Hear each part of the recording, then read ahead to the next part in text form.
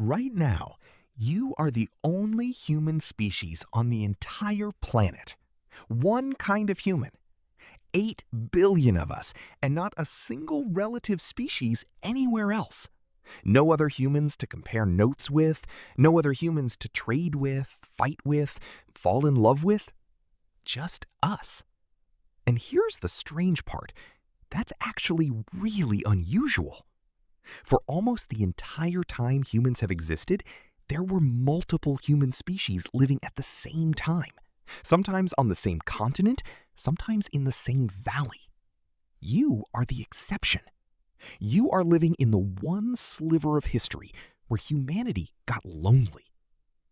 This is older than writing, older than farming, older than cities. It's a story about what happened to everyone else who used to call themselves human, too. So the question is, what happened to them? And why are we the ones still standing? Let's go back to the beginning. About 2 million years ago, Africa was basically a human buffet of different species. Homo habilis, Homo erectus, Homo naledi, later Homo heidelbergensis. These weren't apes that sort of looked human. These were upright, tool-using, fire-adjacent relatives, walking around at the same time, sometimes within a few hundred miles of each other. Homo erectus alone stuck around for close to 2 million years. 2 million! For comparison, our species, Homo sapiens, has only been around for about 300,000 years. Erectus outlasted us before we even existed. Think about that for a second. There wasn't one correct way to be human. There were several experiments running in parallel, like evolution was A/B testing humanity. Now, fast forward. Around 400,000 years ago, one branch of these humans moves into Europe and Central Asia and starts adapting to cold. Thick brows, stocky bodies, big noses to warm the air. We call them Neanderthals. Meanwhile, over in Asia, researchers found a pinky bone and a tooth in a Siberian cave called Denisova. DNA testing revealed something nobody expected. This wasn't a Neanderthal, and it wasn't us. It was a totally separate group. Scientists just call them Denisovans because we don't even have enough fossils to know what they looked like. And in 2003, on the Indonesian island of Flores, archaeologists found something that broke the internet. Well, broke the science journals. A tiny human skeleton. Adult, about 3 feet tall. Homo floresiensis, nicknamed the Hobbit. A separate, small-bodied human species that survived on that island until maybe 50,000 years ago.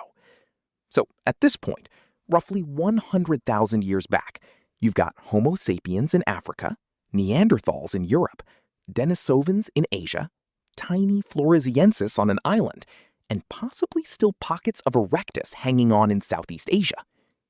5 human species, same planet, same time.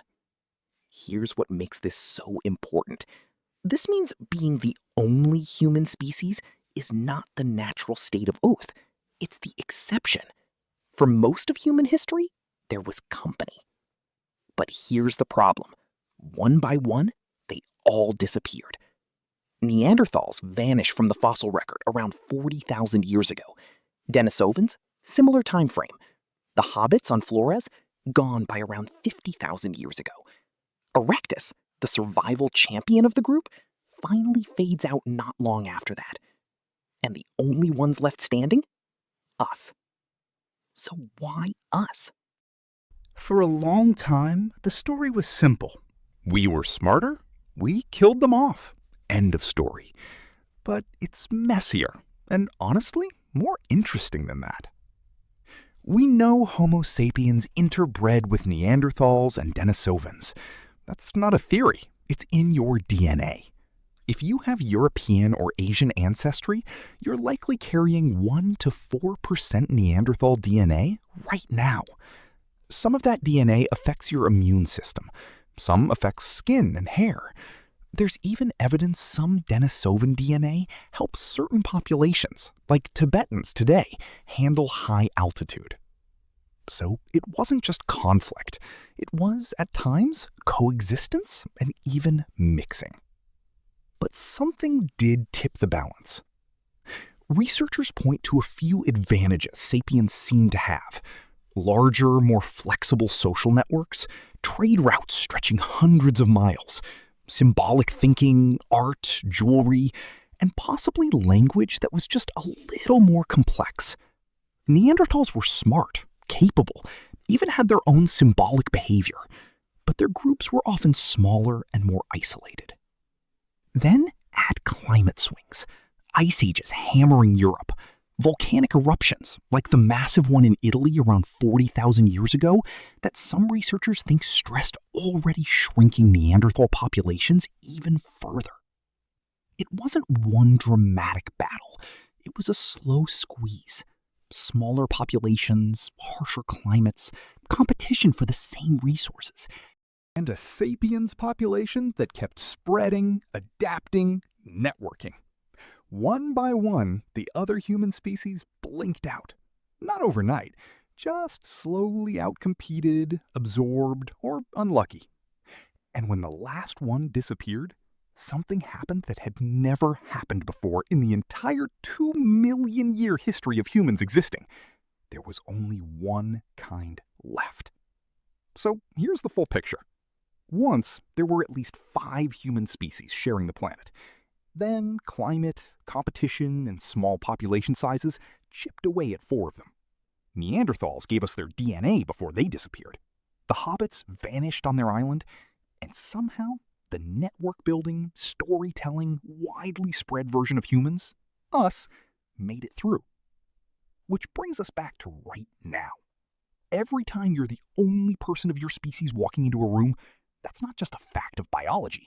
It's the ending of a 2 million year story where humanity used to have company and doesn't anymore. Being human used to mean sharing the planet with other humans.